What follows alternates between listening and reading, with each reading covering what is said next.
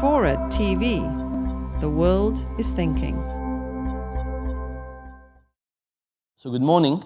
I'll tell you a little bit about the irrational behavior, not yours, of course, other people's.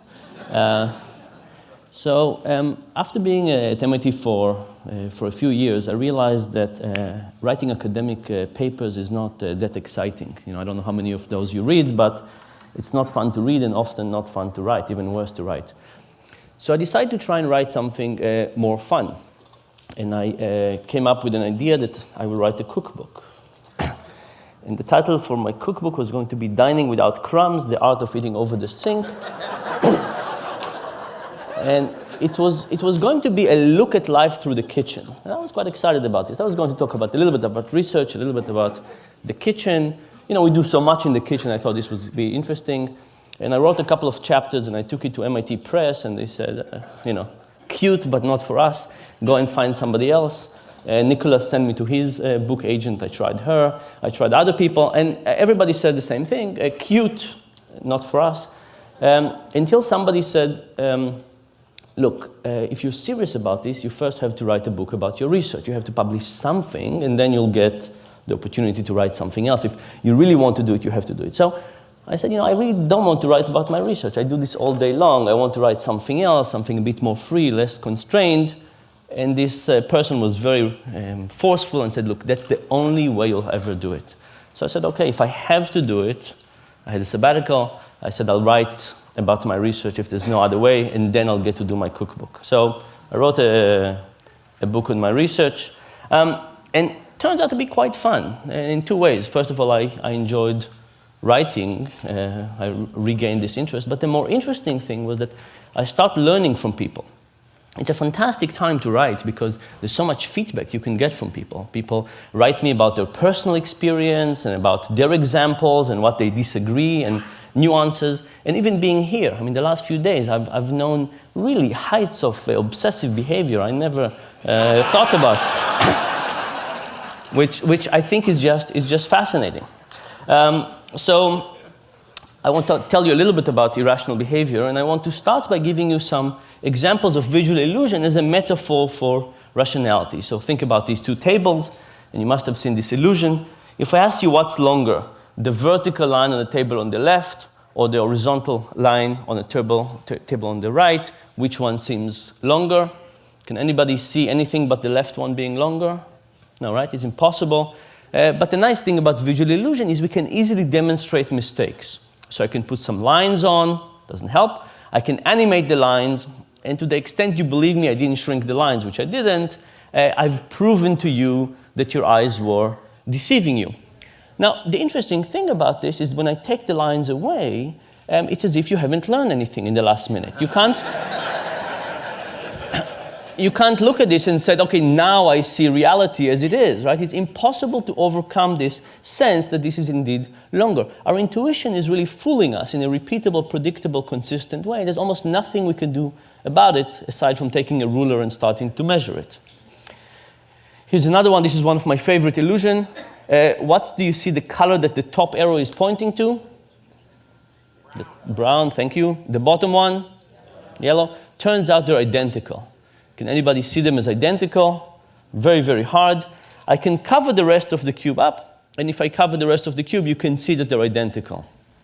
And if you don't believe me, you can get the slide later and do some arts and crafts and see that they're identical. But again, it's the same story, that if we take the background away, the illusion comes back, right? There's no way for us not to see this illusion. I guess maybe even if you're colorblind, I don't think you can see that.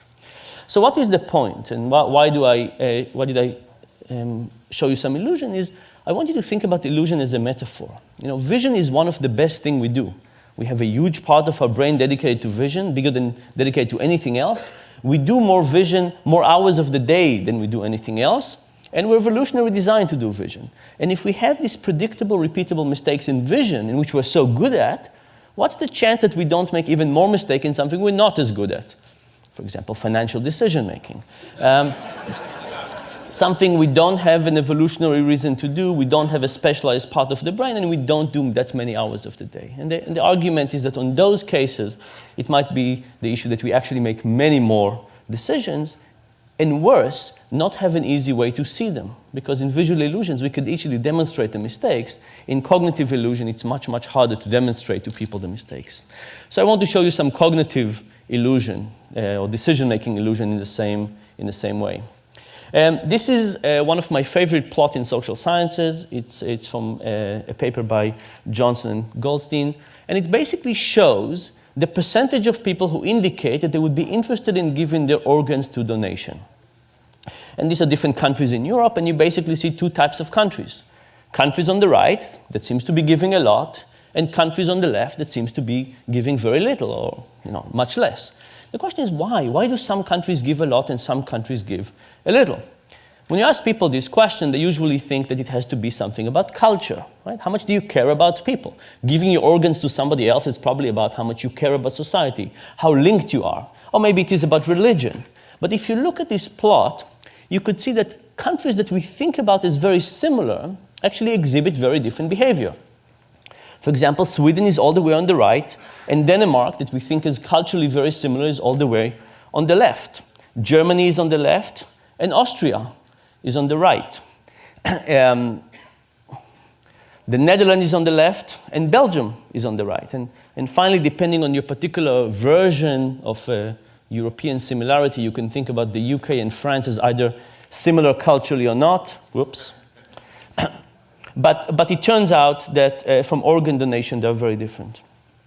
By the way, the Netherlands is an interesting story. You see, the Netherlands is kind of the biggest of the small group. Turns out that they got to 28% after mailing every household in the country a letter begging people to join this organ donation program. Right, so you know the expression, begging only gets you so far? It's 28% in organ donation.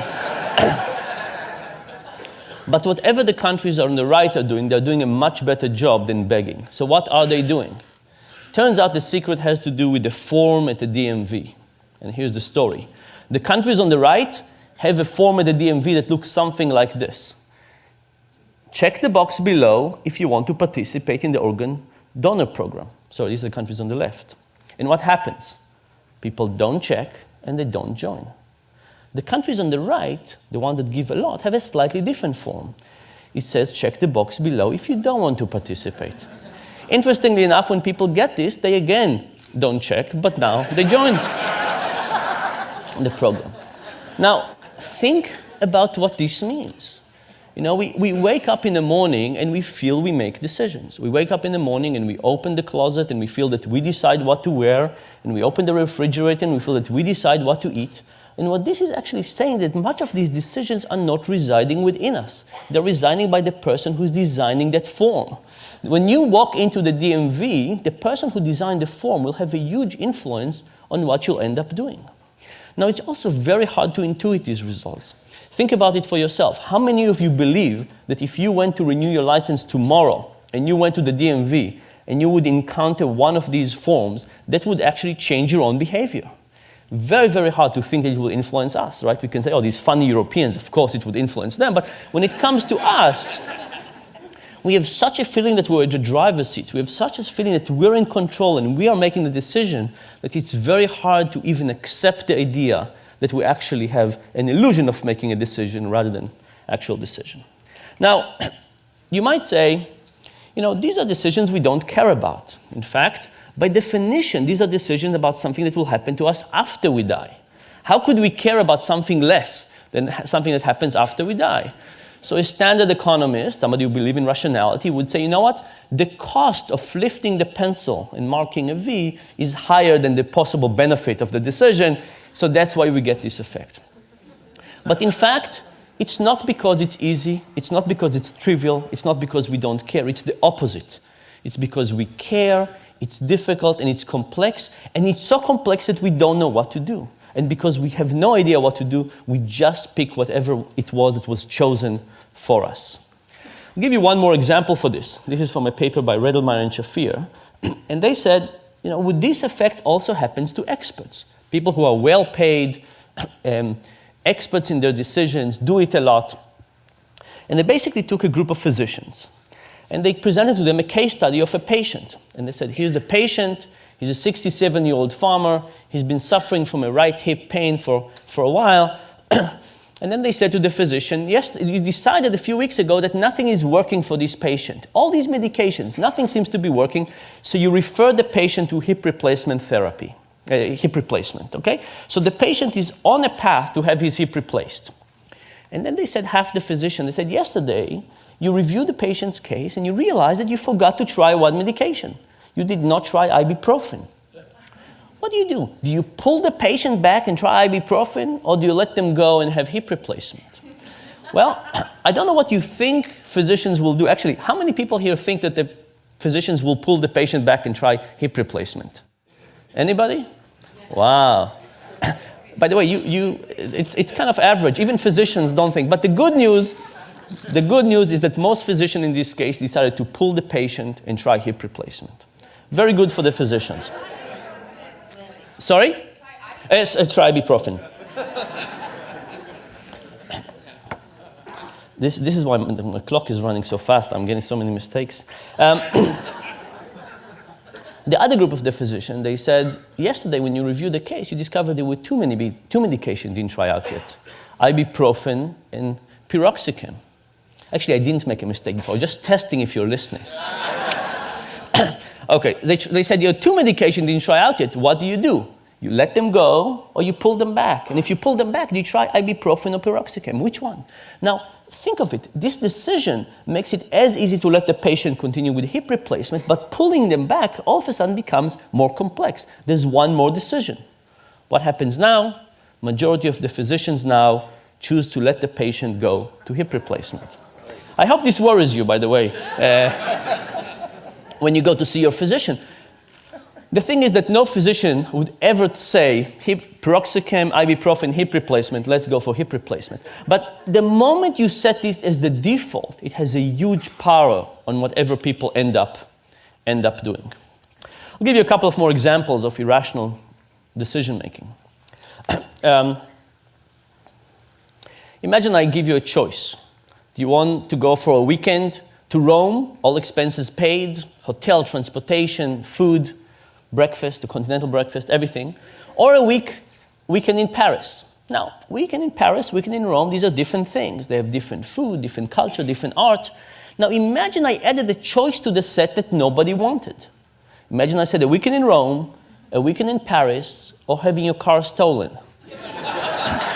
Now, it's a funny idea, because why would having your car stolen in this set influence anything?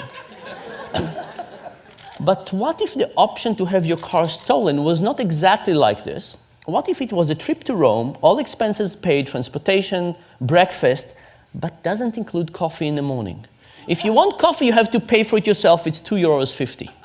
Now, in some ways, given that you can have Rome with coffee, why would you possibly want Rome without coffee? It's like having your car stolen. It's an inferior option. But guess what happened? The moment you add Rome without coffee, Rome with coffee become more popular, and people choose it. The fact that you have Rome without coffee makes Rome with coffee look superior, and not just to Rome without coffee, even superior to Paris. The same thing happens with Paris, so you don't think? Here are two examples of this principle. This was an ad from The Economist a few years ago that gave us three choices. An online subscription for $59, a print subscription for $125, or you could get both for $125. Now, I looked at this and I called up The Economist and I tried to figure out what were they thinking, all right, what was going. And they passed me from one person to another, until eventually I got to a person who was kind of in charge of the website, and I called them up and they went to check what was going on, and the next thing I know, the ad is gone and no explanation. So I decided to do the experiment that I would have loved The Economist to do with me. I took this and I gave it to 100 MIT students. I said, what would you choose? And these are the market share. Most people wanted the combo deal. Thankfully, nobody wanted the dominated options. It means our students can read. But now, if you have an option that nobody wants, you would take it off, right? So I printed another version of this when I eliminated the middle option. And I gave it to another 100 students. here's what happens. Now the most popular option became the least popular, and the least popular became the most popular. What was happening is that option that was useless in the middle was useless in the sense that nobody wanted it. But it wasn't useless in the sense that it helped people figure out what they wanted. In fact, relative to the option in the middle, which was get only the print for 125, the print and web for 125 looked like a fantastic deal. And as a consequence, people chose it. The general idea here, by the way, is that we actually don't know our preferences that well. And because we don't know our preferences that well, we're susceptible to all of these influences from the external forces, the defaults, the particular options that are presented to us, and so on. One more example of this, people believe that when we deal with physical attraction, we see somebody and we know immediately whether we like them or not, attracted or not. This is why we have these 4-minute dates. So I decided to do this experiment with people. I'll show you graphic images of people, not real people. The experiment was with people. I showed some people a picture of Tom and people a picture of Jerry, and I said, who do you want to date, Tom or Jerry? But for half the people, I added an ugly version of Jerry. I took Photoshop and I made Jerry slightly less attractive. The other people, I added an ugly version of Tom. And the question was, will ugly Jerry and ugly Tom help the respective more attractive brothers? And the answer was absolutely yes. When ugly Jerry was around, Jerry was popular. When ugly Tom was around, Tom was popular. This, of course, has two very clear implications for life in general. If you ever go bar hopping, who do you want to take with you?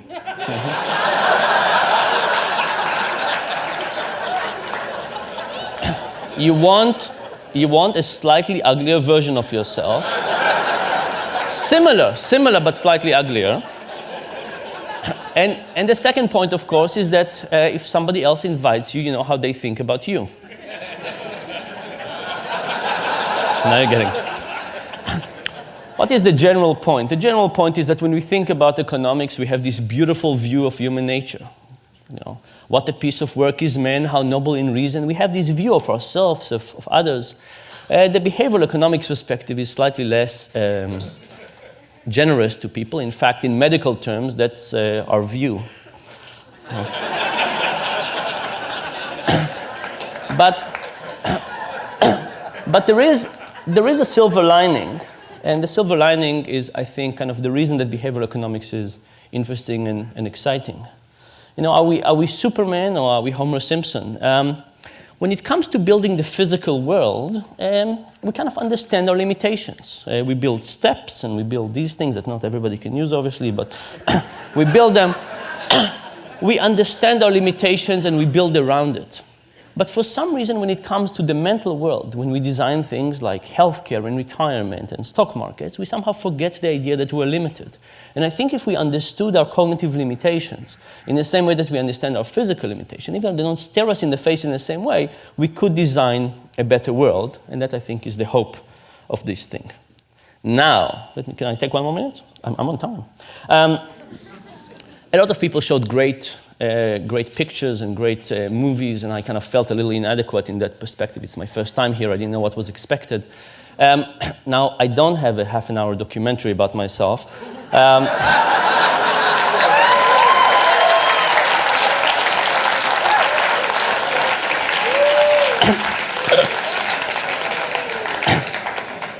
But I do have a 45-minute clip. Oh, there's no sound though. And I'm Standard Economics. Isn't this a wonderful world that we live in? People always making rational decisions all the time, never letting their emotions cloud their judgment, and always thinking about the future.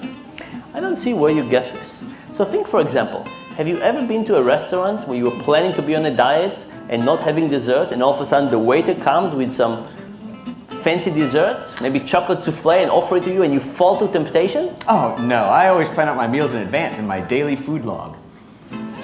What about sex? Imagine that you're aroused, you're with somebody, and you don't have a condom.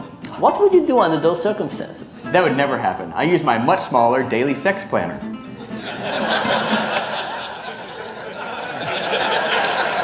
Thank you very much.